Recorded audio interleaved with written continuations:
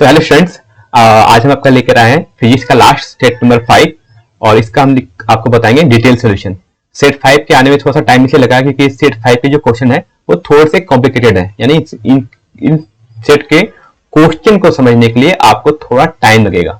ठीक है, तो स्टार्ट करते हैं। हमारा बेसिक इंस्ट्रक्शन है, फिर से देख लेते हैं। बेसिक इंस्ट्रक्शन, हमारा सब्जेक्ट फिजिक्स होगा। ठीक है, टाइम 90 मिनट्स, टोटल मार्क्स होंगे वो आपके 35 होंगे। सारे क्वेश्चंस कंपलसरी है, टोटल 35 क्वेश्चन होंगे और हर क्वेश्चन के लिए आपको 1 मार्क्स मिलेंगे, जिसमें से आपको हर क्वेश्चन के लिए 4 ऑप्शन होंगे, जिसमें से आपको सही विकल्प का चयन करना है। दैट मींस आपको सही क्वेश्चन को टिक मारना है। अगर कोई क्वेश्चन आपका गलत हो जाता है तो उसके लिए कोई भी गलत नेगेटिव मार्किंग नहीं होगा, यानी कोई अंक नहीं काटे जाएंगे। ठीक है, स्टार्ट करते हैं पहला क्वेश्चन। ओके, तो फर्स्ट क्वेश्चन है, if A solid body is negatively charge by friction it means the body has. ठीक है, कह रहा है कि अगर मान लो किसी बॉडी को अगर हम नेगेटिवली चार्ज करें तो मतलब क्या होता है फ्रिक्शन के द्वारा। तो मान लो ये बॉडी न्यूट्रल है, ठीक, इसको मान लो ये बॉडी क्या है, न्यूट्रल था, इसमें कोई चीज नहीं था। अब इसको मान लो एक दूसरे बॉडी, एक अदर बॉडी से हमको चार्ज करते हैं यूजिंग फ्रिक्शन। मान लो एक रॉड है, ठीक है, इस रॉड पे हम चार्ज करते हैं, इसको हम फ्रिक्शन करते हैं, इसको हम रब करते हैं। तो क्या होता है कि इस पे जो चार्ज वो नेगेटिव आ गया मान लो। ठीक है, अगर इस पे चार्ज अगर नेगेटिव आ रहा है, इसका मतलब क्या हो गया, नेगेटिव चार्ज इसलिए आया, दैट मींस कि अब इस पे नेट चार्ज क्या हो गया है, नेगेटिव। और इस पे नेगेटिव चार्ज कहां से आएगा, इस रॉड से आएगा। और नेगेटिव चार्ज क्या होते हैं, नेगेटिव चार्ज होते हैं हमारे इलेक्ट्रॉन्स। यानी क्या क्या बॉडी ने क्या एक्वायर कर लिया, बॉडी ने एक्वायर कर लिया एक्सेस ऑफ इलेक्ट्रॉन। ठीक है, यानी करेक्ट ऑप्शन होगा वो होगा आपका ऑप्शन नंबर ए। आपके क्वेश्चन नंबर 2 में, ए मेटेलिक स्फीयर, ठीक है, ध्यान देना, क्वेश्चन लिखा है a metallic sphere is placed in a uniform electric field, the line of forces the pass on in the figure. ठीक है, क्वेश्चन पे ध्यान देखना, कह रहा है एक मेटेलिक स्फीयर है, ठीक है, ये इस टाइप का मेटेलिक स्फीयर है। कह रहा है इसमें कौन सा ऑप्शन आपका सही है, यानी कौन सा इलेक्ट्रिक फील्ड ऑफ लाइंस आपका सही है। हमें पता है कि इलेक्ट्रिक फील्ड लाइंस मेटल में क्या करती है, सरफेस को कभी क्रॉस नहीं करती है। सरफेस को क्रॉस नहीं करती है तो आपको line number 3 and line number 2 तो गलत हो गया। अब लाइन नंबर 1 हो सकता है या लाइन नंबर 4 हो सकता है। अब उसमें एक इंपॉर्टेंट बात कि लाइन ऑफ फोर्स क्या होती है, लाइन ऑफ फोर्सेस हमेशा सरफेस को परपेंडिकुलर एंटर करती हैं और परपेंडिकुलर ही बाहर निकलती हैं। ठीक है, ये लाइन ऐसा है, ये लाइन है इसके सरफेस के परपेंडिकुलर नहीं है। ठीक है, ये परपेंडिकुलर है, ये दोनों सरफेस के परपेंडिकुलर नहीं है। यहाँ एंगल देखो, एक्यूट एंगल और ऑब्ट्यूज एंगल, ठीक है, एंगल बना रहे हैं, यानी ये ऑप्शन भी गलत हो गया, यानी ऑप्शन नंबर 1 भी सही नहीं होगा। करेक्ट ऑप्शन होगा वो आपका ऑप्शन नंबर 4 सही है। ठीक है, यानी लाइन नंबर 4 सही है। क्यों, क्योंकि surface electric field lines metal को हमेशा परपेंडिकुलर इंटर और लीव करती है सरफेस को। आते क्वेश्चन नंबर 3 में। क्वेश्चन नंबर 3 है, a point charge Q is placed in the mid point of a cube of side L, the electric flux emerging from the cube. ठीक है, let's suppose कि मान लो अगर ये हमारा क्यूब हो गया, ठीक, ध्यान देखना, कह रहा है ये क्यूब है जिसकी साइड लेंथ कितनी है, साइड लेंथ हमें गिवन है वो एल है। ठीक, सभी की साइड लेंथ एल है। कह रहा है इसके सेंटर पे क्यूब रखा हुआ है, एक चार्ज रखा हुआ है, इसके सेंटर पे एक चार्ज क्यूब रखा हुआ है। तो कह रहा है इसमें से कितनी इलेक्ट्रिक फील्ड निकलती है। ठीक है, इलेक्ट्रिक फील्ड कैसे निकलेंगे, हर एक सरफेस निकलेंगे बाहर। ठीक है, सारे सरफेस से बाहर आएंगे, इस टाइप से सारे सरफेस से बाहर आएंगे। तो हमें पता है कि फ्लक्स का फॉर्मूला क्या होता है, इलेक्ट्रिक फ्लक्स का फॉर्मूला होता है Q enclosed by epsilon not. ठीक है, कह रहा है कि किसी सरफेस के अंदर टोटल चार्ज जो इनक्लोज हो रहा है। अब देखो हम साफ साफ लिखा है कि इस क्यूब के अंदर कितना चार्ज इनक्लोज है, Q divided by epsilon not. तो हमारा करेक्ट ऑप्शन कौन सा होगा, option number A. Question number 4 है, the capacitance of a parallel plate condenser does not depend on. ठीक है, तो एक पैरेलल प्लेट कैपेसिटर है, ठीक है, कैपेसिटर को हम लोग कंडेंसर भी बोलते हैं। तो इसके कैपेसिटर का फॉर्मूला होता है C = epsilon not A by D। यानी ये किस पे डिपेंड करता है, ये डिपेंड करता है कि इस प्लेट का एरिया कितना है। ठीक है, सपोज मेरे पास 2 एरिया हो गया, प्लेट हो गया, इसका दोनों प्लेट का एरिया कितना है इस पे डिपेंड करता है, एज वेल एज दोनों प्लेट के बीच के सेपरेशन पे डिपेंड करता है। और हमारा एप्सिलॉन क्या हो गया, ये होता है हमारा डायरेक्ट्रिक कांस्टेंट ऑफ मीडियम। ठीक है, यहाँ पर हमारा डायरेक्ट्रिक कांस्टेंट मीडियम कितना हो जाएगा, वो 1 है। ठीक है, क्योंकि इसको हम डिनोट करते हैं K से, K की वैल्यू कितनी है यहाँ पर 1 है। ठीक है, ये 1 है। तो किस पे डिपेंड करता है, ठीक है, नॉट डिपेंड ऑन, किस पे डिपेंड नहीं करता है, एरिया पे डिपेंड करता है, मेटल और प्लेट्स क्या इस पे डिपेंड करता है, मीडियम पे डिपेंड करता है, अभी बताया, डिस्टेंस पे डिपेंड करता है, किस पे डिपेंड नहीं करता है, मेटल और प्लेट्स, यानी किस मेटल से बना है इस पे डिपेंड नहीं करता है। ठीक है, यानी वो प्लेट हमारा कुछ भी हो सकता है, चाहे वो कॉपर हो सकता है, हमारा आयरन भी हो सकता है, यानी प्लेट किस चीज से बना है इस पे डिपेंड नहीं करता है, इसलिए करेक्ट ऑप्शन होगा हमारा option number B. Question number 5, which of the flowing is not the property of equipotential surface. Equipotential surface का कौन सा प्रॉपर्टी नहीं है, ठीक है, कौन सी प्रॉपर्टी नहीं है, नहीं पूछा गया है हमसे। तो कह रहा है option they not cross each other, एक दूसरे को क्रॉस नहीं करती हैं, ये सही है, ठीक है, ये प्रॉपर्टी होती है। Rate of change of potential with distance on them is zero. एक इक्विपोटेंशियल सरफेस मान लो ये है, अगर इसके सरफेस पे अगर हम एक पॉइंट से दूसरे पॉइंट पे जाएं, ठीक है, तो यानी डीवी अपॉन डी आर, तो ये जीरो होता है, ठीक है, जीरो होगा क्यों, क्योंकि पोटेंशियल क्या है, इक्विपोटेंशियल क्या होगा, जहां पर पोटेंशियल कांस्टेंट है, तो किसी चीज को हम कांस्टेंट टर्म को अगर डिफरेंशिएट करते हैं तो जीरो आता है, तो ये भी ऑप्शन हमारा, ये भी इसकी प्रॉपर्टी होगी। लिख रहा है for a uniform electric field they are concentric sphere, ठीक है, और ऑप्शन डी है they can be imaginary sphere, ठीक है। इक्विपोटेंशियल सरफेस जो भी हम बनाते हैं वो क्या होते हैं, वो इमेजिनरी लाइंस होती है, ठीक है, यानी अगर किसी पॉइंट 4 के चलते बना रहे हैं, अगर हम पॉइंट 4 के चलते बना रहे हैं तो इसका जो ये हो जाएगा इसका इक्विपोटेंशियल सरफेस, ठीक है, और ये क्या होता है, ये इमेजिनरी है, ठीक है, ऐसा हमें कभी दिखाई नहीं देता है, हम ऐसा एज्यूम करते हैं, ठीक है, मानते हैं, इसलिए एज्यूम होता है। तो ऑप्शन नंबर डी भी हमारा प्रॉपर्टी होगा। कौन सा प्रॉपर्टी नहीं होगा, ऑप्शन नंबर सी, इसकी प्रॉपर्टी नहीं है, क्यों, देखो देखो क्या लिखा है कि for uniform electric field there concentric sphere. देखो यूनिफॉर्म इलेक्ट्रिक फील्ड क्या होता है, ये जब स्ट्रेट लाइन होती है इसको हम बोलते हैं यूनिफॉर्म इलेक्ट्रिक फील्ड, ठीक। इसके लिए जो इक्विपोटेंशियल सरफेस होता है वो कैसा होता है, वो इस टाइप से होता है, आप अपने नोट्स में देख लो, नहीं तो आप एनसीईआरटी में देख लेना, ठीक है, ये रेड कलर का है ना, ये होते हैं इक्विपोटेंशियल सरफेस, ठीक है। तो फॉर यूनिफॉर्म इलेक्ट्रिक फील्ड के लिए इक्विपोटेंशियल सरफेस कैसे होते हैं, ठीक है, इक्विपोटेंशियल सरफेस किसी भी यूनिफॉर्म इलेक्ट्रिक फील्ड के लिए क्या होते हैं, ये होते हैं प्लेन्स होते हैं, स्फीयर्स नहीं होते हैं, ठीक है, स्फीयर्स नहीं होते हैं, क्या होते हैं, ये प्लेन्स हैं, ठीक। तो ऑप्शन नंबर हमारा सी हो जाएगा, यानी ऑप्शन नंबर सी प्रॉपर्टी नहीं होती है कि पोटेंशियल सरफेस की। क्वेश्चन नंबर 6 है 3 charge plus 3 Q plus Q and plus Q R placed on a straight line with equal separation. In order to make the net force on Q to be 0, the value of Q will be, ठीक है। तो कह रहा है ऐसा कब होगा, तो देखो क्या दिया हमें, ऑर्डर थोड़ा सा लिख लेते हैं ना, ऑर्डर देख लेते हैं, ये हमारा चार्ज है प्लस 3Q, ठीक है, हम ऑर्डर लिख रहे हैं सारे चार्ज को, प्लस 3Q है, प्लस Q है, और एक चार्ज Q रखा है, ठीक, सभी के बीच सेपरेशन फिक्स है, मान लो सेपरेशन R है, ठीक है, ये सारे सेपरेशन R है। तो पूछ रहा है क्यू पे चार्ज कितना होना चाहिए, कैपिटल क्यू पे, ताकि नेट फोर्स 0 हो जाए, ठीक है। अगर नेट फोर्स 0 होना है, ठीक है, तो इसके लिए क्या होगा, अगर नेट फोर्स 0 होना है तो हम लिख सकते हैं कि इस 3Q और इस पे फोर्स कितना लग रहा है, ये होगा 3Q यानी K into 3Q into Q by R square, ठीक। अगर सारे फोर्स बैलेंस हैं तो इनके बीच भी फोर्स क्या लगना चाहिए, इक्वल लगना चाहिए, इस एक की वैल्यू कितनी होगी, K Q Q by R square. दोनों इक्वेशन को अगर हम कंपेयर करें, क्योंकि नेट फोर्स 0 है, यानी ये दोनों फोर्स क्या होना चाहिए, इक्वल एंड अपोजिट, ठीक है, क्योंकि अगर ये चार्ज यानी that means plus Q charge जो सेंटर पर रखा है वो कब स्टैटिक कंडीशन में होगा, ठीक है, ये रेस्ट में होगा ना, क्योंकि सारे बैलेंस है, तो ये तब होगा जब ये प्लस 3Q चार्ज भी इस सेंटर पे जो प्लस क्यू चार्ज है उसको ऐसे रिपेल करे, और जो कैपिटल क्यू चार्ज है यानी बड़ा क्यू चार्ज है जो राइट साइड में रखा हुआ है वो भी प्लस क्यू चार्ज की तरफ फोर्स लगाए, दोनों क्या लगाए, इक्वल एंड अपोजिट फोर्स लगाए, तभी क्या होगा, सभी सारे चार्ज रेस्ट कंडीशन में होंगे।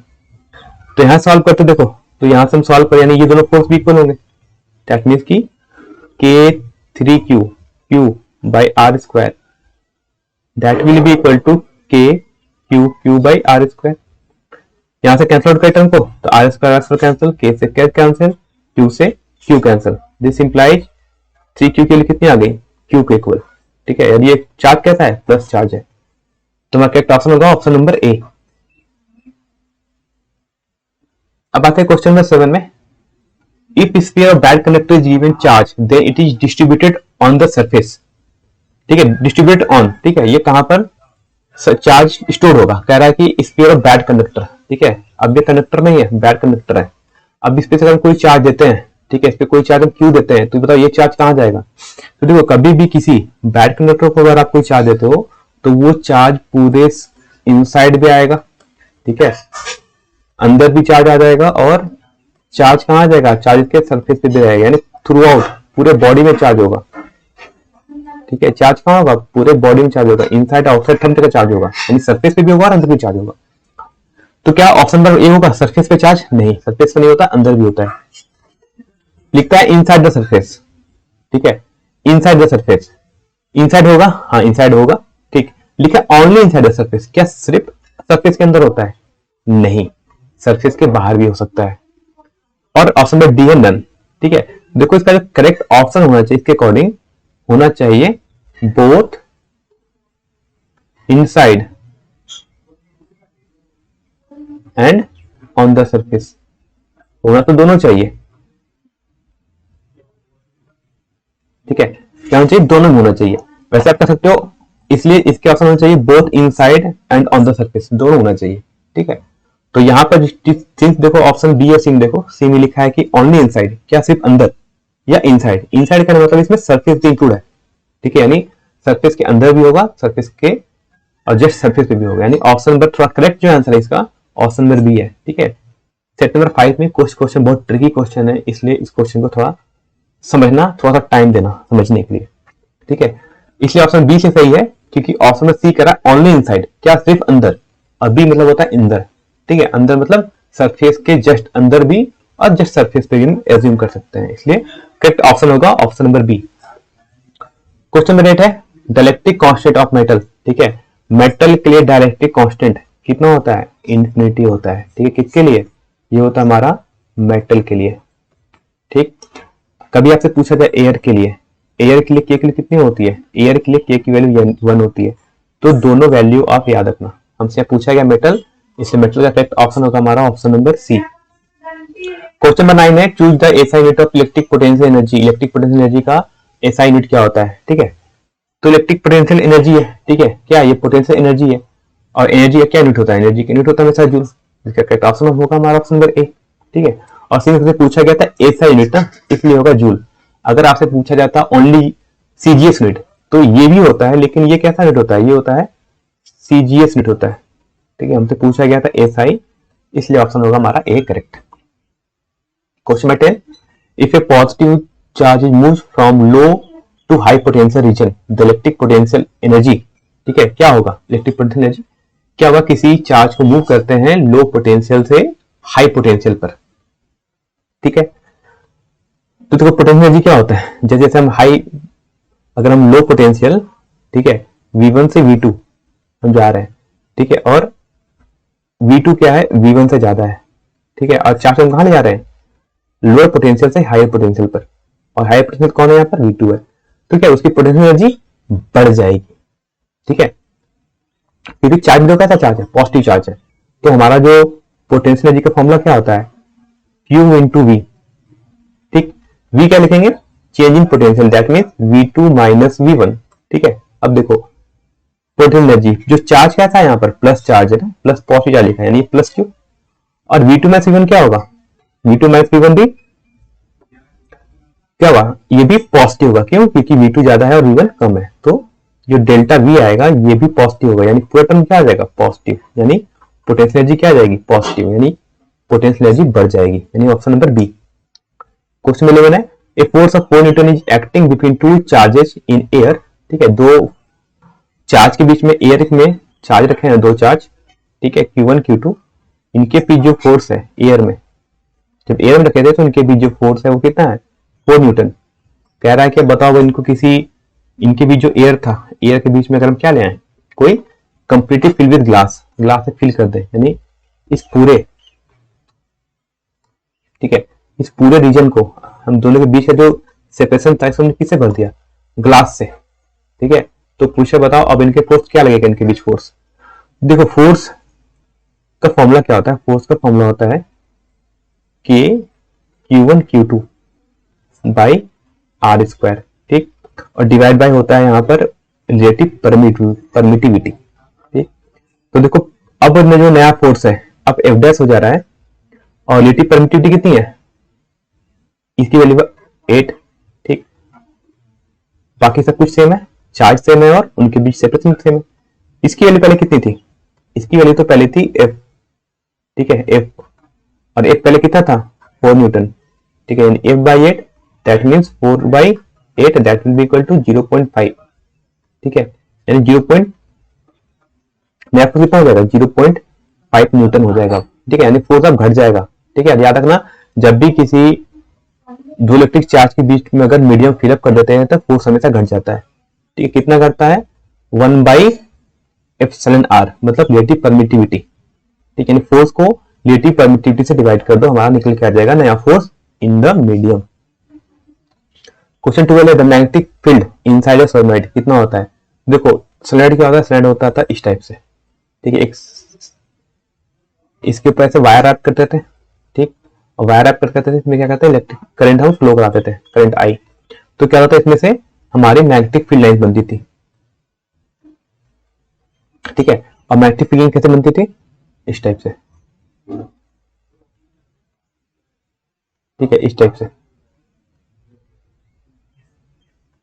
ठीक, ये हमारी मैग्नेटिक फील्ड लाइन बनती थी। बाहर मैग्नेटिक फील्ड कितना होता था 0, और अंदर में मैग्नेटिक फील्ड बनता था, उसकी वैल्यू कितनी होती थी B equal to mu naught N I, यहाँ एन होता है number of turns per unit length, I होता था current flowing in the conductor. और कैसा फील्ड बनता था, ये फील्ड बनता था हमारा यूनिफॉर्म, ठीक है, किसका फील्ड बनता था यूनिफॉर्म एंड स्ट्रॉन्ग फील्ड बनता है ये, क्योंकि बाहर कितना फोर्स है 0, तो सारा फील्ड कहाँ बना अंदर बना, तो अंदर कितना फोर्स हो जाएगा स्ट्रॉन्ग फोर्स है, तो ऑप्शन बी हो जाएगा हमारा से ए। क्वेश्चन 13 है 1 गॉस इज इक्वल टू किसके बराबर होता है, तो देखो 1 टेस्ला, ठीक है, टेस्ला होता है हमारा एसआई यूनिट और गॉस होता है हमारा सीजीएस यूनिट, दोनों याद रखना, मेरे वर्ड याद रखना, गॉस होता है सीजीएस यूनिट, टेस्ला होता है एसआई यूनिट। तो 1 टेस्ला इक्वल टू होता है 10 टू द पावर 4 गॉस, तो 1 गॉस कितना हो जाएगा, लिखोगे 1 गॉस, तो 1 गॉस इक्वल टू हो जाएगा 10 टू द पावर -4 टेस्ला, ठीक है, करेक्ट ऑप्शन हो जाएगा ऑप्शन नंबर सी। क्वेश्चन 14 है the angle of dip at poles and equator respectively are, angle of dip क्या होता था, एंगल ऑफ डिप होता था हमारा, ये जो हमारा नेट मैग्नेटिक फील्ड बी बनता था, यहाँ होता था हमारा horizontal component of earth magnetic field, नीचे होता था हमारा vertical component of earth magnetic field, यहाँ बना था एंगल मान लो थीटा मान लो अगर, तो इसे कहते थे हम एंगल ऑफ डिप, ठीक है, इसे कहते थे हम एंगल ऑफ डिप, ठीक। अब देखो एंगल ऑफ डिप क्या क्या होता है, तो ये होता है हमारा इक्वेटर, हॉरिजॉन्टल कंपोनेंट पे क्या होता है, अगर मान लो अगर हमारा अर्थ है ऐसे, ठीक है, तो ये होता है इक्वेटर, ठीक है, अर्थ है, तो ये होता था हमारा इक्वेटर, और इक्वेटर पे हमारा बनता है horizontal component of earth magnetic field, ठीक, और ऐसा बनता था हमारा वर्टिकल कंपोनेंट मैग्नेटिक फील्ड का, और ये क्या होता है, ये होता है हमारा पोल्स वाले एरिया होते हैं। तो देखो इक्वेटर पे जब ये नेट मैग्नेटिक फील्ड BH आएगा तो थीटा कितना हो जाएगा, इक्वेटर पे थीटा हो जाता है 0 डिग्री एंगल ऑफ डिप, और पोल पे यही एंगल ऑफ डिप बन जाता है हमारा 90 डिग्री, ठीक है, क्योंकि हमारा नेट मैग्नेटिक फील्ड कैसे निकाल देते हैं, ये होता है ना हमारा, ये होता है B, ये हो गया था हमारा BH, ठीक, और ये होता है हमारा BV, और यहाँ होता है एंगल ऑफ डिप थीटा मान लो, तो हम थीटा एज्यूम करते हैं, तो ठीक है, तो देखो इक्वेटर पे थीटा हो जाएगा 0, ठीक, और पोल पे हो जाएगा 90, तो हमारा जो करेक्ट ऑप्शन होगा वो होगा ऑप्शन नंबर डी। हमसे पूछा किसका, पोल्स एंड इक्वेटर, तो पोल्स पे 90 इक्वेटर पे 0, option number D. 15 an electric heater is connected to the voltage supply after few seconds current gets its steady value then its initial current will be, कह रहा है जब heater में हम current देते हैं तो स्टार्टिंग में करंट मान लो कुछ और होता है, ठीक है, बाद में करंट मान लो कुछ चेंज होता है I2 चेंज हो जाता है थोड़ा सा, ठीक है, तो पूछ रहा है कि जो इनिशियल करंट था I, ठीक है, I इसे लिखते हैं I, इसे लिखते हैं I, ठीक है, इनिशियल करंट को लिखते हैं हम मान लो I हो गया इनिशियल करंट और IS हो गया सैचुरेशन करंट।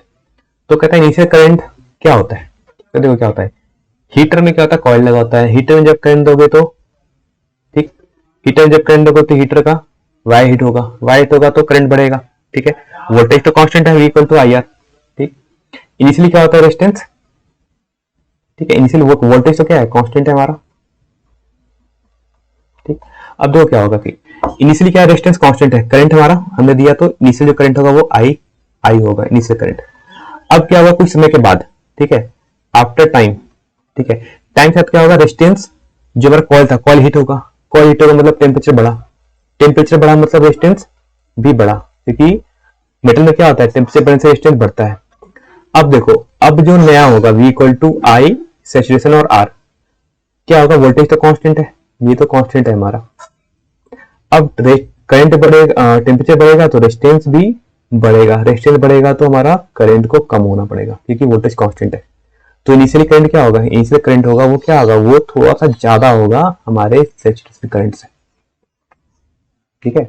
इसलिए इसका जो करेक्ट आंसर होगा और इसका जो प्रॉपर रीजन होगा वो हो जाएगा ऑप्शन नंबर बी, ठीक है, स्लाइटली हायर, थोड़ा सा ज्यादा होता है स्टेडी करंट से। क्वेश्चन नंबर 16 है, in the series combination of two or more than two resistance, जब सीरीज कॉम्बिनेशन में ऐसे लगाते हैं रेजिस्टेंस को, ठीक है, सीरीज कॉम्बिनेशन इसमें बैटरी से कनेक्ट करते हैं इस टाइप से, ठीक है, मान लो R1 और R2, अभी दो ही रेजिस्टेंस ले रहे हैं, तो इसमें क्या होता है, सेम करंट ही फ्लो करता है सबसे, ठीक, क्या फ्लो करता है, सेम, दोनों में सेम होता है करंट, सेम करंट फ्लो करता है। तो देखो क्या होगा, हमारा ऑप्शन नंबर यही सही दिख गया, current through the each resistance is same, ठीक है, यानी हर एक प्रतिरोध में सेम विद्युत धारा बहती है, यानी option number A. Question number 17 है, a cell having an EMF E and internal resistance are is connected across a variable external resistance R, as the resistance are is increase the product of potential difference V across R is given by. Let suppose हमारा पास ये एक cell है, इसका ये हो गया internal resistance are और इसका ईएमएफ हो गया ई, ठीक, इसको हमने एक्सटर्नल रेजिस्टेंस लगा दिया, ठीक, एक्सटर्नल रेजिस्टेंस आर से लगाया जो कि वेरिएबल है, ठीक है, एरो मतलब ये वेरी कर सकते हैं आर को। तो देखो इसमें जो करंट फ्लो करेगा उसका फॉर्मूला क्या होगा, आई इक्वल टू हो जाएगा, अब देखो दोनों R, internal resistance small R and external resistance capital R, दोनों पैरेलल में, सीरीज में तो V equal to I R होगा, तो फॉर्मूला बनता है हमारा E R upon small R plus capital R. ये कौन सा करंट है, जो इससे फ्लो करेगा, इस रेजिस्टेंस आर से, ठीक है, ये हो जाएगा हमारा, ठीक है, ये सॉरी ये हो जाएगा हमारा पोटेंशियल, और यानी इसके बीच जो पोटेंशियल ड्रॉप हो रहा है, ठीक है, थोड़ा ध्यान देना, इसके बीच जो पोटेंशियल ड्रॉप होगा, ठीक है, V, इसका फॉर्मूला कितना हो जाएगा, V equal to I R होता है, ठीक है, I कैसे निकाला हमने, I हो जाएगा E upon R plus R, ठीक, और ये जो V क्या था, ये जो ये बने हमें V लिखा है, V इक्वल टू होता I इंटू आर, I के जब हमने पुट कर लिया E upon R plus R, तो V हमारा ये बन जाएगा नीचे का टर्म, ठीक। अब देखो क्या कर रहा है कि इनिशियली जब R जीरो है तो पोटेंशियल V भी जीरो होगा, ठीक है, देखो हमें ग्राफ देखना है किसके बीच में, हमें ग्राफ देखना है इस V के बीच में और कैपिटल R के बीच में, तो जब R जीरो है तो V भी जीरो, ठीक है, तो ऐसा कौन कौन सा ग्राफ है, ग्राफ नंबर C, B और D दोनों सही है। उसके बाद क्या होगा कि हम R को बढ़ा रहे हैं, ठीक है, जब हम R को बढ़ाएंगे तो बहुत समय, जब R, ठीक है, जब कैपिटल R स्मॉल r से बहुत बड़ा बड़ा हो जाए, ठीक है, तो उसमें क्या होगा, V equal to E R upon, अब देखो R बहुत बड़ा है तो R प्लस R को nearly equal to capital R भी लिख सकते हैं, क्योंकि R बहुत बड़ा है R के स्मॉल r के कंपेयर में, इसको चीज लिख सकते हैं, तो R से R कैंसिल क्या हो जाएगा, V इक्वल टू कितना है, नियरली इक्वल टू ई, कब, जब R की वैल्यू बहुत ज्यादा हो जाए, ठीक है ना, जब R बढ़ रहा है तो V ई के इक्वल आ रहा है, ऐसा ग्राफ कहां दिख रहा है, ऑप्शन नंबर बी में, ठीक है, देखो ऑप्शन बी में कि जब R की वैल्यू बहुत हाई जा रही है तो जो V है हमारा वो नियरली इक्वल टू आई ई के इक्वल होते चला जा रहा है, ठीक है, तो ऑप्शन हमारा करेक्ट नंबर बी। ग्राफ का क्वेश्चन है, बड़े अच्छे से ग्राफ का क्वेश्चन पढ़ के जाना, ठीक है, यानी ये सेम ग्राफ था, यानी ऑप्शन नंबर बी। क्वेश्चन 18 है, in parallel combination of N cell, अगर एन सेल को हम पैरेलल कॉम्बिनेशन लगाते हैं तो हमें क्या मिलता है, ठीक है, देखो जब हम एन सेल को अगर पैरेलल कॉम्बिनेशन लगाते हैं तो जो ई नेट होता है, ठीक है, नेट ई में वो तो इक्वल हो जाता है, ठीक, और जो आर नेट होता है वो आर अपॉन एन हो जाता है, ठीक, तो आई इक्वल टू क्या होता है, आई इक्वल टू होता है E upon R, E net upon R net, ठीक, तो ई नेट को लिख देंगे ई और आर नेट को लिख देंगे हम आर बाई एन, तो आई इक्वल टू क्या हो जाएगा, ई एन मल्टीप्लाई कर लो आर डिवाइड, यानी क्या होगा, आई बढ़ जाएगा कितना, एन टाइम बढ़ जाएगा, तो हमें क्या मिलेगा, हमें मिलेगा मोर करंट, यानी option number B. Question 19, in a Wheatstone bridge if the battery and galvanometer are interchange then the deflection in galvanometer will, ठीक है, मैंने पहले ही बताया वो सेट 2 सेट 3 में देखना सेम क्वेश्चन था, तो कहता है कि जब व्हीटस्टोन ब्रिज में हम कन्वर्जन कर देते ना, यानी दोनों कि पोजीशन को हम चेंज करते हैं। मान लो ये हमारा वेस्टर्न ब्रिज का हो गया, ठीक, और हमने यहाँ पर हम देखते लगाते हैं हम सेल, यहाँ लगा दिया बैटरी, ठीक, और यहाँ बीच में लगा दिया हम गैल्वेनोमीटर, ठीक, PQRS, ठीक।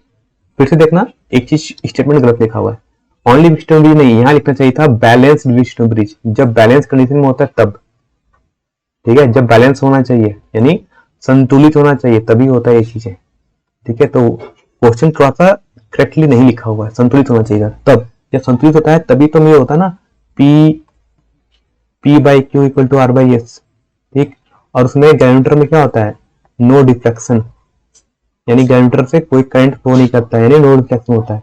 तो कह रहा है इस कंडीशन में अगर हम इंटरचेंज कर दे, ठीक है, बैटरी लगा दो गैल्वेनोमीटर पे जगह और गैल्वेनोमीटर लगा दो वोल्टेज की जगह, बैटरी की जगह, तो क्या होता है, गैल्वेनोमीटर में अभी भी करंट क्या होगा, कोई करंट फ्लो नहीं करेगा, यानी अभी भी नो डिफ्लेक्शन, नो डिफ्लेक्शन मतलब कोई चेंज नहीं, ठीक है। ऐसा कब होता है, जब बैलेंस होता है, यानी ऑप्शन नंबर बी, ठीक है। यानी जब भी आए कि अगर बैलेंस वेस्ट ईस्टर्न ब्रिज है उस कंडीशन में बैटरी और गैल्वेनोमीटर को इंटरचेंज करने पर भी गैल्वेनोमीटर में कोई चेंज नहीं आता, यानी ऑप्शन नंबर बी हमारा करेक्ट है।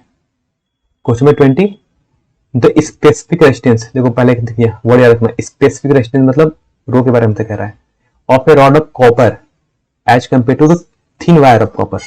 अब देखो दोनों कॉपर है, मेटेरियल सेम है, अगर मेटेरियल सेम है तो रो भी क्या होगा, सेम होगा, ठीक है। किसके लिए, कॉपर के लिए क्या होता है, ये सेम होता है, क्योंकि रो से किससे डिपेंड करता है, टेम्परेचर पे। अब दोनों रॉड तो कॉपर के हैं, एक थिन होगा एक थिक होगा, यानी एक मोटा होगा एक पतला होगा, लेकिन है तो कॉपर ही, तो स्पेसिफिक रेजिस्टेंस क्या होगा, वो भी सेम ही रहेगा, वो भी चेंज नहीं करेगा, यानी option number C. Question 21, the resistivity of alloy manganin, ठीक है। अब देखो एलॉय मैंगनीन है, ठीक, देखो एलॉय मैंगनीन क्या होता है ना, ये मेटल तो नहीं है, ये एलॉय है, ठीक है, और एलॉय है किसका, मैंगनीन का। तो एलॉय का जो मैंगनीन है ना, ये टेम्परेचर पे बहुत ज्यादा डिपेंड नहीं करते हैं, ठीक है। अगर सिंपल कनेक्टर होता तो टेम्परेचर पे डिपेंड करता, ठीक है। तो ये क्या है, एलॉय के लिए, ठीक है। एलॉय के लिए क्या होता है, जो रेजिस्टिविटी होता है वो इंडिपेंडेंट ऑफ टेम्परेचर होता है, ठीक है, इंडिपेंडेंट ऑफ टेम्परेचर, ठीक है। किसके लिए, ये स्पेसिफिक रेजिस्टेंस या फिर रेजिस्टिविटी ये इंडिपेंडेंट होता है, ठीक है। किसके लिए, सिर्फ एलॉय के लिए, याद रखना एलॉय के लिए। इसलिए करेक्ट ऑप्शन होगा हमारा ऑप्शन नंबर ए। वैसे इसका प्रॉपर रीजन बहुत थोड़ा सा लॉन्ग एक्सप्लेनेशन है, वो भी मैं नहीं बता रहा हूँ यहाँ पर, क्योंकि अगर आपने पढ़ा होगा तभी आपको सही से समझ आएगा, ठीक है। यहाँ पर मैं चीजों को नहीं बता रहा हूँ, ठीक है, बस इतना रखना एलॉय के लिए इंडिपेंडेंट ऑफ टेम्परेचर होता है रेजिस्टिविटी। क्वेश्चन 22 है, the current flow through uniform square frame as shown in the figure, in which case the magnetic field at the centre of frame not zero. किसके लिए centre पे magnetic field zero नहीं होगा, centre पे देख लो ये सारे सेंटर हैं क्यूब के, सॉरी स्क्वायर के फ्रेम के। तो देखो थोड़ा सा एक क्वेश्चन पे आते हैं अच्छे से, तो देखो इसमें करंट कैसे फ्लो करेगा, करंट ऐसे आएगा तो करंट ऐसे जाएगा, करंट का डायरेक्शन, ठीक है। अब देखो हर फ्रेम में करंट का जो डायरेक्शन है, ठीक है, उसके अकॉर्डिंग सबका अगर आप मैग्नेटिक फील्ड बनाओगे तो कैसा बनेगा, सेंटर पे सबका मैग्नेटिक फील्ड एक दूसरे को कैंसिल आउट करेगा। उसके अलावा जो आपका ये जो वायर आ रहा है, ठीक है, ये वायर आ रहा है, इसको भी अगर आगे फ्रेम करोगे तो ये भी सेंटर पे टच करेगा, ठीक है। और जब भी ये सेंटर पे आ गया तो भी इन दोनों वायर के चलते भी मैग्नेटिक फील्ड जीरो हो जाएगा, ठीक है। तो सेंटर पे नेट मैग्नेटिक फील्ड कितना बन जाएगा, जीरो, ठीक है। आप चाहे तो देख सकते हैं इसको करके, ठीक है। क्यों, क्योंकि देखो अभी जो ये जो वायर नीचे आ रहा है इसके चलते आप मैग्नेटिक फील्ड बनाओगे सेंटर पे, तो किधर बनेगा, वो बनेगा आपका बाहर की ओर,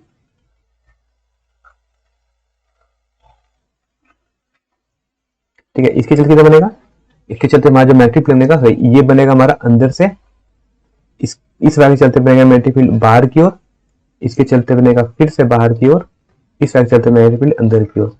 जितना मैग्नेटिक फील्ड अंदर बन रहा है उतना मैग्नेटिक बाहर बन रहा है, नेट मैग्नेटिक फील्ड कितना हो जाएगा, जीरो। ऑप्शन बी में आएंगे तो देखो ऑप्शन बी में भी इसके चलते मैग्नेटिक फील्ड इन दो वायर के चलते तो बनेगा नहीं मैग्नेटिक फील्ड, ठीक। जितना करंट इधर से फ्लो कर रहा है उतना ही करंट इधर से फ्लो कर रहा है, ठीक। और दूसरी बात क्या है कि इसके चलते जो मैग्नेटिक फील्ड बनेगा नीचे वाला जो करंट जा रहा है ऐसे, ठीक है, इसके चलते जो करंट मैग्नेटिक फील्ड बनेगा वो बनेगा बाहर की ओर, और ऊपर जो करंट फ्लो कर रहा है इसके चलते मैग्नेटिक फील्ड बनेगा अंदर की ओर।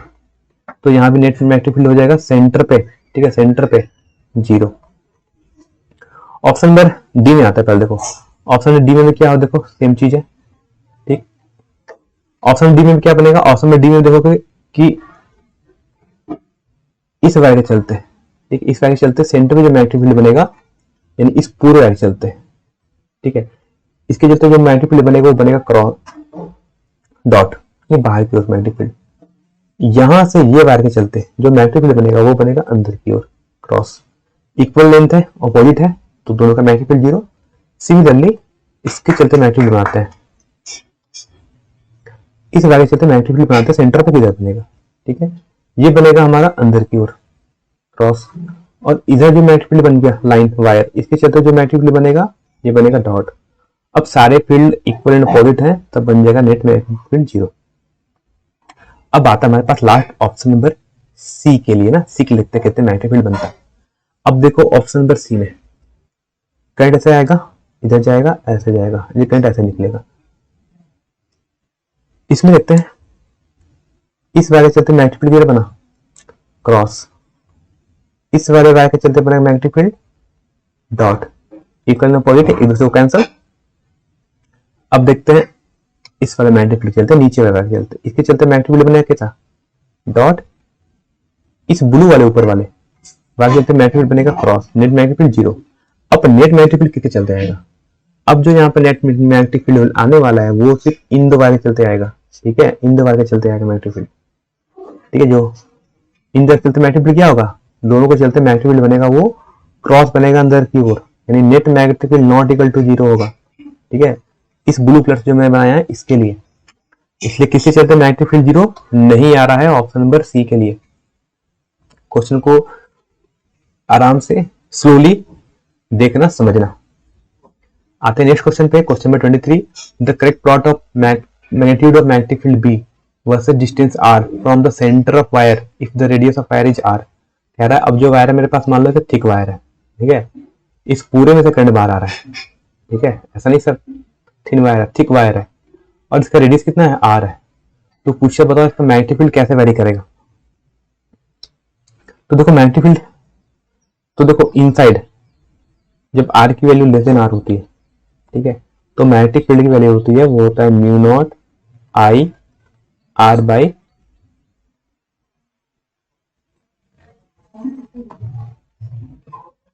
टू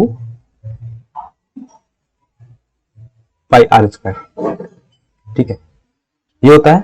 और जब आर की वैल्यू ग्रेटर देन आर होती है तब मैग्नेटिक फील्ड कितना होता है, पी की वैल्यू होती है mu naught I by two pi R, ठीक है, टू पाई स्मॉल आर जो जाता है टू पाई, इसको लिख लो स्मॉल आर। अब देखो यहां पर पहले ये मैग्नेटिक फील्ड डायरेक्टली डिपेंड कर रहा है स्मॉल आर पे, जब वायर से बाहर जाएंगे तो मैग्नेटिक फील्ड करता है वेरी करता है इनवर्सली टू स्मॉल आर। तो जब तक वायर, देखो ऑप्शन बी, पहले ये होगा B is directly proportional to R है इनसाइड, जैसे बाहर चले जाएंगे तो magnetic field inversely proportional to R हो जाएगा, और हमारा करेक्ट ऑप्शन होगा ऑप्शन नंबर बी। क्वेश्चन 24, एक current carrying loop is placed in a uniform magnetic field, the torque acting on it does not depend on. Torque का formula क्या होता है, टॉर्क का होता है म्यू क्रॉस बी, ठीक, म्यू क्या होता है मैग्नेटिक मोमेंट, और ये होता है I into A, A cross B. तो बताओ टॉर्क किस पे डिपेंड नहीं कर रहा, नहीं पूछ रहा है, एरिया पे डिपेंड करता है, करता है, वैल्यू ऑफ करंट पे भी करता है, मैग्नेटिक फील्ड पे भी करता है, यानी सभी पे डिपेंड कर रहा है। तो क्या किस पे डिपेंड नहीं करेगा, यानी ऑप्शन नंबर डी, ये सब पे डिपेंड करता है, इसलिए करेक्ट आंसर होगा option number D. Question 25, no force act on the charge, ठीक है, चेंज नहीं है, ये चार्ज है, charge fire through a magnetic field when the angle between its velocity and magnetic field. किसी, ठीक है, फोर्स का फॉर्मूला क्या आता है किसी चार्ज का, Q into V cross B. कह रहा है इस चार्ज जिस पे चार्ज Q है उस पे कोई फोर्स नहीं लगेगा, यानी फोर्स जीरो होगा। कब होगा देखते हैं, Q into V B sine theta लिखते हैं। अब कर उसके पास वेलोसिटी भी है, मैग्नेटिक फील्ड भी और चार्ज भी है वहां पर, तो एंगल कब जीरो होगा, यानी इस साइन थीटा की वैल्यू जब जीरो होगी तो फोर्स भी जीरो होगा, और sine theta equal to zero होना चाहिए। ऐसा कब होता है, जब साइन पाई के लिए कितनी होती है, जीरो होता है, यानी थीटा कितना होना चाहिए, पाई के इक्वल, यानी करेक्ट ऑप्शन नंबर ए। यानी हमारा वेलोसिटी और मैग्नेटिक फील्ड एक दूसरे के एंटी पैरेलल हो या फिर पैरेलल हो, दोनों में जीरो होता है force. Question 26, a magnetic compass needle is carried near by two straight wire carrying current.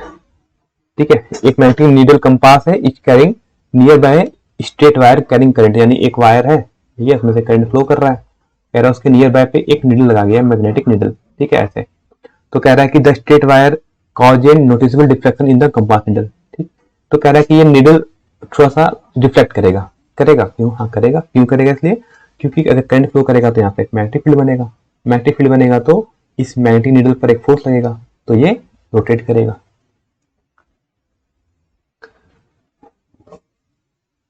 ठीक, मैग्नेटिक फील्ड आएगा तो क्या होगा, वो थोड़ा सा इसमें डिफ्लेक्शन आएगा। क्वेश्चन 2 है the alignment of needle is tangential to imaginary circle with straight wire as its centre and has a plane perpendicular to the wire. कहता है कि the alignment of needle is क्या होगा, tangential to the imaginary circle with straight wire as its centre and has a plane perpendicular to wire. ठीक है, यानी अगर देखो क्या होगा यहाँ पर, ठीक है, इसको यानी ये क्या बनाएगा, यहाँ पर एक मैग्नेटिक फील्ड बनाएगा ऐसे। ठीक है, कैसे बनाएगा, इमेजिनरी सर्कल में। तो कह रहा है कि जो इसका जो एलिमेंट होगा नीडल का, वो भी क्या होगा, इसके टेंजेंट होगा, यानी जो हमारा देखो यहाँ पर मान लो अगर ऐसे ये इमेजिनरी सर्कल बन रहा है तो जैसे ये मैग्नेटिक फील्ड का डायरेक्शन होगा ऐसे। ठीक है, मैग्नेटिक फील्ड का डायरेक्शन ऐसे होगा स्ट्रेट वायर के चलते, आई के चलते, तो हमारा जो नीडल होगा मैग्नेटिक नीडल वो भी इसके टेंजेंट क्या होगा, अलाइन होगा। ठीक है, क्योंकि जिधर मैग्नेटिक फील्ड होता है उधर ही में हमारा नीडल भी अलाइन होगा, यानी ऑप्शन नंबर हमारा दोनों सही, यानी करेक्ट ऑप्शन होगा ऑप्शन नंबर सी कर लो। Question 27, which of the flowing is correct statement about magnetic force. Magnetic force क्या होता है, तो देखो मैग्नेटिक फोर्स ओबे करता है न्यूटन थर्ड लॉ को, magnetic force do not obey Newton third law. Option number C है for very high current magnetic force obey Newton third law, and option number D inside low magnetic field magnetic force obey Newton third law. ठीक है, तो कह रहा देखो magnetic force है ना, ये न्यूटन के थर्ड लॉ को ओबे नहीं करता है। ठीक है, सिंपल सी बात है, मैग्नेटिक जो फोर्स है वो न्यूटन के थर्ड लॉ को ओबे नहीं करता है। अब इसका मुझे से अगर आप पूछोगे रीजन, तो रीजन है बहुत कॉम्प्लिकेटेड, हो सकता है आपने भी कभी नहीं पढ़ा होगा। इसमें बाबर ने कहा था कि सेट नंबर 5 का क्वेश्चन बहुत ही कॉम्प्लिकेटेड है कुछ क्वेश्चंस। ठीक है, क्योंकि हमें पता है कि हर लॉ, हर फोर्स न्यूटन के थर्ड लॉ को क्या करता है, ओबे करता है, यानी for equal force there is equal and opposite force. ठीक है, यानी कभी भी कोई फोर्स आता है तो उसके इक्वल एंड अपोजिट फोर्स हमेशा होता है, लेकिन मैग्नेटिक फोर्स के केस में ये चीज नहीं होता वैलिड। ठीक है, इसका रीजन थोड़ा कॉम्प्लिकेटेड है, वो भी अभी मैं नहीं बता रहा हूँ। ठीक है, क्योंकि मैग्नेटिक फोर्स क्या लगता है जब चार्ज मूव करता है, ठीक है, चार्ज मूव करता है तो चार्ज की स्पीड कितनी होनी चाहिए, ठीक है, इन सब बातों पे डिपेंड करता है। इसलिए ऑप्शन का फिर याद रखना, फिलहाल ऑप्शन नंबर बी होगा अगर एक क्वेश्चन आ जाता है, तो वैसे कम चांस है ऐसे क्वेश्चन आए। क्वेश्चन 28 है two alpha particle have the ratio of their velocity 3:2 on entering the magnetic field if they move in different circular path then the ratio of radii of their path। ठीक है, तो radius का path क्या होता है formula, अगर कोई charge magnetic field में मूव करता है तो उसका जो वो एक सर्कुलर पाथ में मूव करते हैं, और उस सर्कुलर पाथ के रेडियस का फॉर्मूला होता है r इक्वल टू mv/qb। ठीक है, फॉर्मूला पता है हम सभी को। अब चार्ज कैसा है, दोनों अल्फा पार्टिकल है, दोनों अल्फा पार्टिकल तो दोनों का मास सेम और क्यू भी सेम, और मैग्नेटिक फील्ड तो सेम है ही क्योंकि इससे मैग्नेटिक फील्ड में जा रहे हैं। तो यहाँ पे क्या हो जाएगा, जो रेडियस होगा वो डायरेक्टली प्रोपोर्शनल किसका हो जाएगा, वेलोसिटी के, यानी जैसा वेलोसिटी रेशियो का होगा, वेलोसिटी का रेशियो होगा वैसा ही रेडियस का रेशियो होगा, यानी रेडियस का रेशियो क्या होगा r1/r2 इक्वल टू हो जाएगा v1/v2।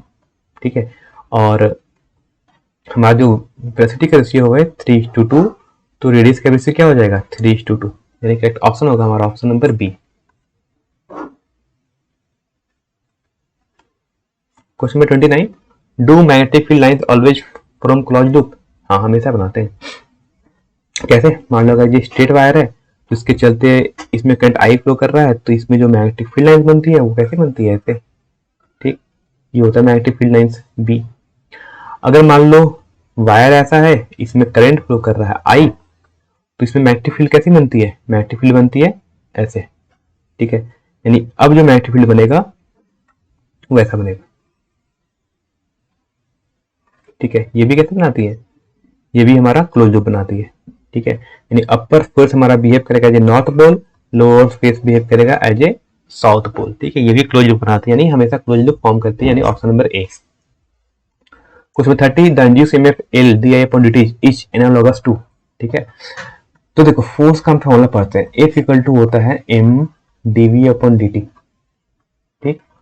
अगर आप बात करोगे इंडक्टर में, तो इंडक्टर यहाँ जो फॉर्मूला लिखा हुआ क्या लिखा हुआ, L D I upon dt, ठीक है। तो कहीं पूछा जाए तो ये भी फोर्स के एनालॉगस होता है, जहां पर आपका मास होगा वो एनालॉगस होता है इंडक्टेंस के एल के इक्वल, और जो वेलोसिटी होता है वो होता है एनालॉगस टू करंट, ठीक है। तो कहीं पूछा जाए तो इंडक्टर हमेशा होता है किसके इक्विवेलेंट, मास के, और जो करंट होता है वो वेलोसिटी के इक्विवेलेंट होता है, ठीक है। तो यहाँ पर जो हमारा चीज लिखी है ये भी एक फोर्स को के इक्विवेलेंट होता है हमारा, ठीक है। L D I upon D T, ये एनालॉगस होता है फोर्स के, ठीक है, एनालॉगस होगा ये।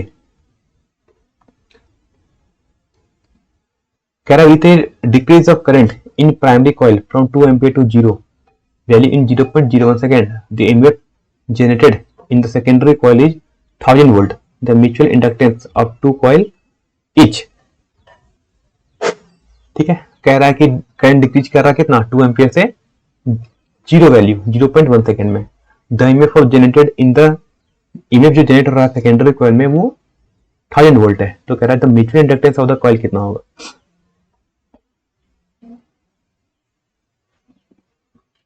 तो देखो हम फॉर्मूला होता है इंड्यूस ईएमएफ, ई का फॉर्मूला होता है M D I upon D T, ठीक। कह रहा है इंड्यूस ईएमएफ कितना हो रहा है, वो 1000 वोल्ट हो रहा है। हमसे म्यूचुअल इंडक्टेंस पूछा गया है और करंट कितना डिक्रीज कर चेंज हो रहा है, 2 एम्पियर से 0, ठीक है। फॉर्मूला होता है माइनस, ठीक है, विथ माइनस साइन लगा लेते हैं, तो minus M D I upon D T. अब चेंज कितना करंट हो गया, करंट हो गया 0, ठीक है, फाइनल हो गया 0।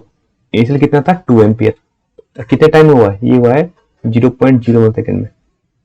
यहां से आप म्यूचुअल इंडक्टेंस को आप कैलकुलेट करो तो हो जाएगा 1000 इंटू 0.01 डिवाइड बाई 2, ठीक है। साइन के साथ अच्छे से कैलकुलेट करना, यहाँ साइन माइनस है तो ये माइनस माइनस हो जाएगा प्लस।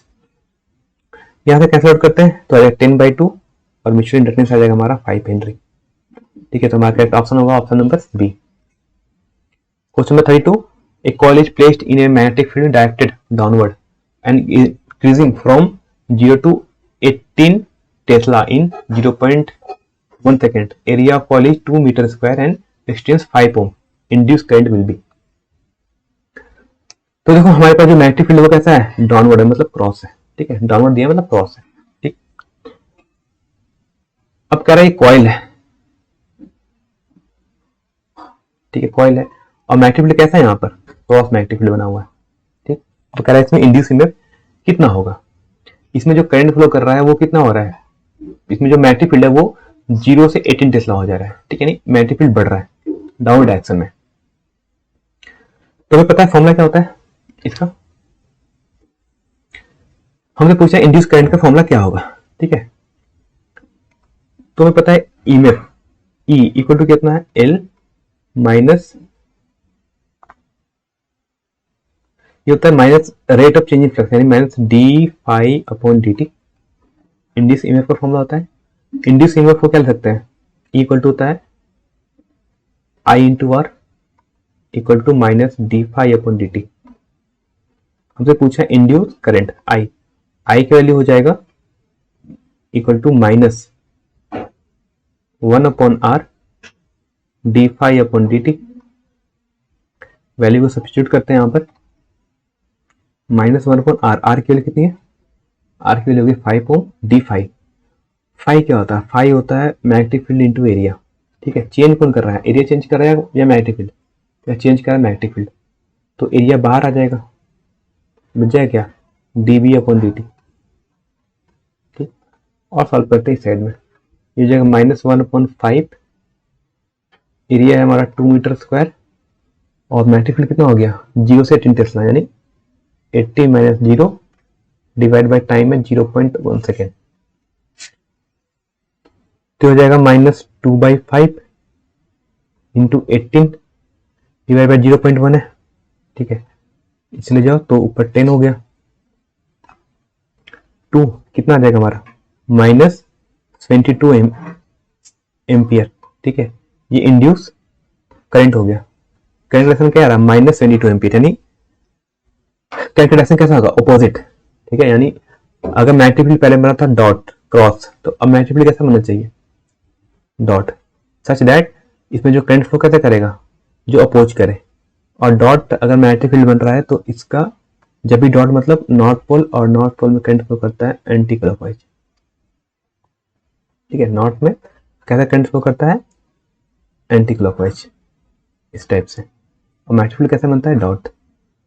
तो करेक्ट ऑप्शन होगा हमारा 22 ampere in anticlockwise direction C, ठीक है, अकॉर्डिंग टू लेंज लॉ, ठीक है, लेंज लॉ के अकॉर्डिंग। आगे question number 33, a circular coil of radius r carrying current I lies in xy plane with its center at origin to total magnetic flux through xy plane। कह रहा मान लो ये हमारा xy plane हो गया, ठीक, कह रहा है इस पर एक लूप रखा हुआ है, लूप कैसा रखा हुआ है सर्कुलर लूप इस टाइप से, जहां का सच दैट इसका सेंटर कहाँ ओरिजिन पे हो, ठीक है, इसमें जो करंट फ्लो कर रहा है वो मान लो I है, ठीक, करंट फ्लो कर रहा है वो I है और रेडियस r है, तो कह रहा है इसका net magnetic field xy plane से कितना पास करेगा। देखो मैग्नेटिक फील्ड क्या होती ऐसा होता, तो मैग्नेटिक फील्ड कैसे जाएगी ऊपर से और नीचे से इंटर कर जाएगी, यानी जितना मैग्नेटिक फील्ड ऊपर से निकला उतना मैग्नेटिक फील्ड अंदर से इंटर कर गया, ऐसे बाहर निकला उतना लूप बना के अंदर आ गया, तो नेट मैग्नेटिक फील्ड बन जाएगा 0। Question 34, which of the following statement is not correct, ठीक है, इसमें बढ़ते जाओ, ठीक है, तो magnetic flux the amount of magnetic flux linked with the circuit change and EMF induce in the current, नहीं, करंट सिर्फ चेंज करने से नहीं होता है, ठीक है, सिर्फ चेंज करता है वो टाइम के साथ चेंज होना चाहिए, तब सिर्फ चेंज हो गया नहीं, टाइम के साथ चेंज होना चाहिए तभी होता है वो, ठीक है। इसमें तो कह रहा है कि ये करंट तो कह रहा है कि चेंज होगा, तो अभी बात है जब अगर कोई चेंज भी हो भी रहा है तो वो टाइम के साथ ही होगा, तो टाइम के साथ अगर चेंज होगा तो इनमें भी इंड्यूस होगा, तो ऑप्शन नंबर 8 हमारा सही है। हमसे पूछिए करेक्ट कौन नहीं है, तो ए नंबर ऑप्शन तो करेक्ट है। ये लिख रहा था induce EMF last so long as the change in magnetic flux continues, EMF तब तक इंड्यूस होता रहेगा जब तक कि हमारा मैग्नेटिक फ्लक्स चेंज हो, ये भी स्टेटमेंट सही है। Direction of induce EMF is given by Lenz law, ठीक है, इंड्यूस इमेफ का डायरेक्शन हम निकालते हैं अकॉर्डिंग टू लेंज लॉ, ये भी सही है। हमने पूछा गया कौन सा सही नहीं है, तो अगर देखा law of conservation is consequence of, ठीक है, Lenz law is consequence of law of conservation momentum, नहीं मोमेंटम नहीं होता है, एनर्जी का कॉन्सिक्वेंस होता है, ठीक है, इसलिए करेक्ट ऑप्शन कौन सा हो जाएगा, यानी ऑप्शन में डी हमारा इनकरेक्ट है। और लास्ट क्वेश्चन है the self inductance L of A solenoid of length L and area of cross section A with a fix number of N capital N increases H। तो क्या देखो किसी भी सोलेनॉइड के अंदर जो मैग्नेटिक फील्ड बनता है B, इसकी वैल्यू होती है mu naught small n into I, इसको लिख सकते हैं म्यू नॉट स्मॉल n था total number of turn divide by total length means turn per unit length into I. अब निकालते हैं हम, हमें पता है फ्लक्स का फॉर्मूला क्या होता है L इंटू वाई, ठीक, फ्लक्स क्या होता है B into A, equal to लिख सकते हैं L इंटू आई, ठीक, B के लिए कितना आया था mu naught n I by L, और एरिया हो गया हमारा A इक्वल टू हो जाएगा L इंटू आई, आई से आई कैंसिल, दिस इंप्लाइज हमारा जो इंडक्टेंस L का फॉर्मूला हो जाएगा mu naught capital N into A divide by L। अब देखो क्या फिक्स क्या क्या है, म्यू तो फिक्स है, ये फिक्स N फिक्स, तो L डायरेक्टली डिपेंड करता है एरिया पे और इनवर्सली डिपेंड करता है L पे, यानी एरिया बढ़ेगा तो L बढ़ेगा, ठीक है, इंडक्टेंस बढ़ेगा, और जब इसका लेंथ स्मॉल l जब ये घटेगा तब भी हमारा इंडक्टेंस बढ़ेगा। तो हमसे पूछा ये कब बढ़ेगा, ठीक है, इंक्रीज करे, कब करेगा जब लेंथ डिक्रीज करे, ठीक है, और एरिया इंक्रीज करे, यानी ऑप्शन नंबर बी, ठीक है। तो ये था हमारा आज last physics 12th set number 5 आज हमारा कंप्लीट हो गया। अब सारे वीडियो का एक बार रिवीजन करें फाइनल, और इन सभी के पीडीएफ आपको हमारे टेलीग्राम चैनल पे मिल जाएगा, और टेलीग्राम चैनल का जो लिंक है वो इस वीडियो के डिस्क्रिप्शन में दिया हुआ है, आपको क्लिक करें, आपको इन सारे 5 सेट का पीडीएफ मिल जाएगा। और हम कल से शुरू करेंगे हम मैथमेटिक्स का सेट एंड ऐसा लगा आपको कंप्यूटर के लिए मिल जाएंगे यहाँ पर। ठीक है, तो तब तक के लिए मिलते हैं हम नेक्स्ट वीडियो में। Thank you.